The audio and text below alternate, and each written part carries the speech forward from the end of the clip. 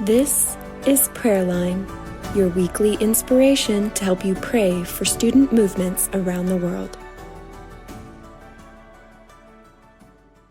Heart meets vision.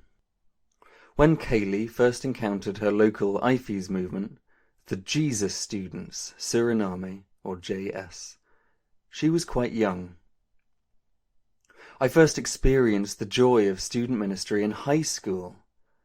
When I started university, I knew I couldn't leave that behind. But it wasn't that simple. She had no campus group to connect with. Despite JS groups thriving in almost 30 schools, the group at the University of Suriname had ceased some years ago. This was a challenge that troubled Lorraine, a JS staff worker. When she'd been a student at the university 2 decades earlier, she'd been involved in leading JS's Groups Investigating God. So when she returned as staff in 2017, she was deeply disappointed to hear of the group's demise. In 2020, she hoped to start a group with high school students who graduated that year. But some started work, others went abroad for study, and others weren't interested. The journey wasn't easy, Lorraine recalls. But she wasn't ready to give up. In 2023 to 2024, under the leadership of a new JS General Secretary, Lorraine met a handful of promising high school students, including Kaylee. And Kaylee was ready to give it a try. I started as a small group leader at the campus, not knowing what would come of it, but trusting that God wanted His light to shine here too. It hasn't been easy, but we've seen Him work, drawing together students across faculties and deepening our faith. Kaylee heads up the group in the law faculty, while 2 of her peers started groups in the social sciences and technical faculties. Since then, those 2 groups have merged due to one leader stepping down. An indication of how challenging the role is.